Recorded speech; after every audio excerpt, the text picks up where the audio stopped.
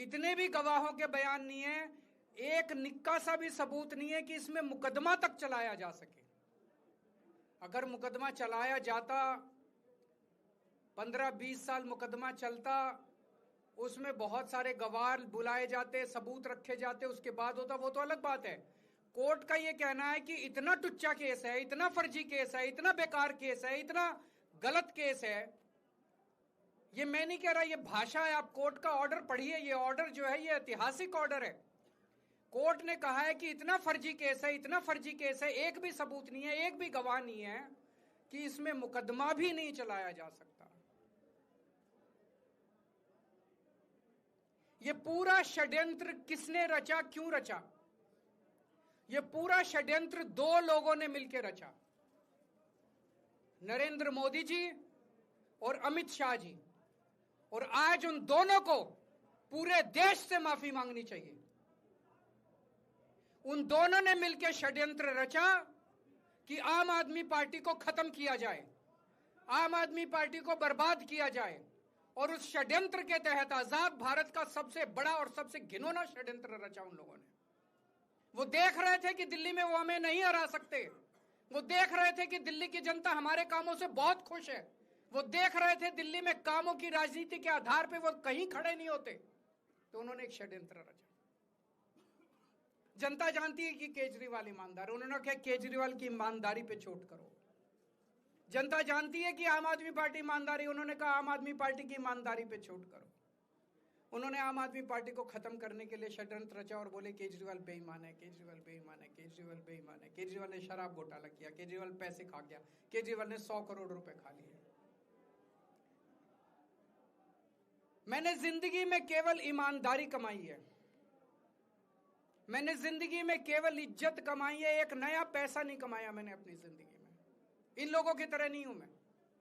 मैंने जिंदगी में एक नया पैसा नहीं कमाया, केवल ईमानदारी कमाई है। और ये उस ईमानदारी के ऊपर चोट करना चाहते थे, उसके लिए इन्होंने षड्यंत्र रचा था।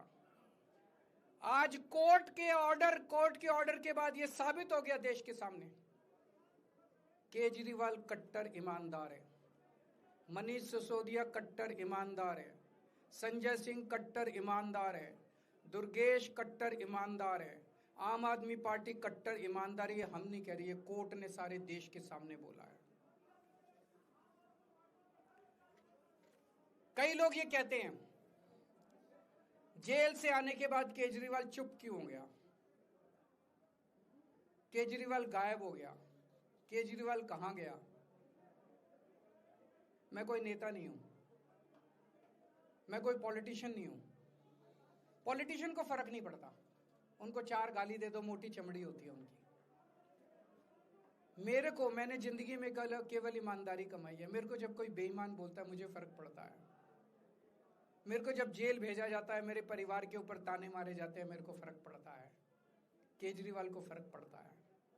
इसलिए मैंने तय किया था कि जब सारे देश के सामने मैं निर्दोष साबित हो जाऊंगा तब तक मैं चुप रहूंगा। आज मेरे दिल से बहुत बड़ा बोझ उतर गया।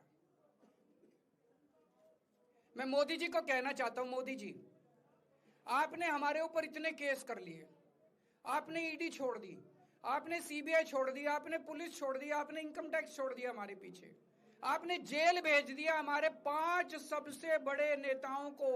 आम आदमी पर एक समय ऐसा था जब आम आदमी पार्टी के सबसे टॉप के 5 नेता जेल में थे एक साथ। उसके बाद भी केजरीवाल का कुछ नहीं बिगाड़ सके।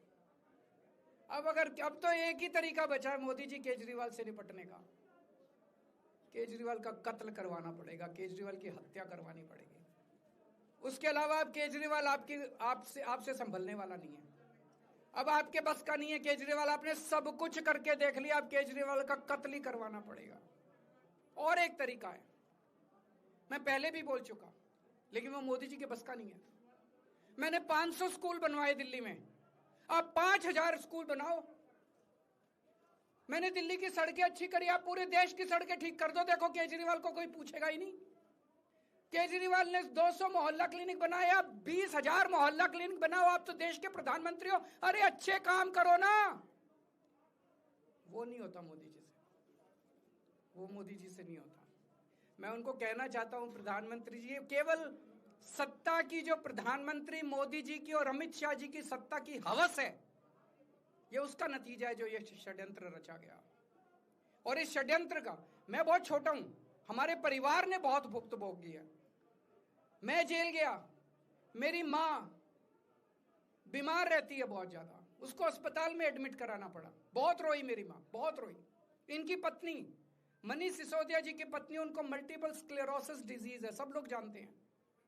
जब सुप्रीम कोर्ट में केस चल रहा था, संजीव खन्ना जी ने कहा कि बहुत गंदी बीमारी है, उनके नीचे का पूरा पोर्शन काम नहीं करता और धीरे धीरे बीमारी बढ़ती जा रही है। हमारे परिवार ने बहुत भुगता है, लेकिन वो इंपॉर्टेंट नहीं है, हम इंपॉर्टेंट नहीं है, हमारा परिवार भी इंपॉर्टेंट नहीं है। लेकिन मोदी जी और अमित शाह जी के षड्यंत्र का खामियाजा जो दिल्ली भुगत रही है, दिल्ली के 3 करोड़ लोग भुगत रहे हैं, उसकी भरपाई कौन करेगा? आज दिल्ली में कहीं चले जाओ, सारी सड़कें टूटी पड़ी हैं, अस्पतालों में दवाइयां मिलनी बंद हो गई हैं, मोहल्ला क्लिनिक बंद किए जा रहे हैं, स्कूलों का बुरा हाल हो रहा है। पूरे दिल्ली में पोल्यूशन इतना ज्यादा कभी दिल्ली की जनता ने नहीं देखा था। यमुना का बहुत बुरा हाल हो गया है। एक चीज बता जो तो दिल्ली में इन्होंने ठीक करी हो, पूरी दिल्ली का बेड़ा गर्क कर दिया। सबसे बड़ा खामियाजा मोदी जी और अमित शाह जी की सत्ता की हवस, उसका सबसे बड़ा खामियाजा दिल्ली के 3 करोड़ लोगों ने भुगता है। दिल्ली के लोगों से जाके पूछो। आज मैं चैलेंज करता हूं मोदी जी को, मोदी जी हिम्मत है दिल्ली में दोबारा चुनाव करा के दिखा दो, 10 से ज्यादा तुम्हारी सीट आ जाए, मैं राजनीति छोड़ दूंगा। तुम्हारी 10 से ज्यादा सीट आ जाए, मैं राजनीति छोड़ दूंगा। दिल्ली की जनता त्रस्त हो चुकी है तुम लोगों से।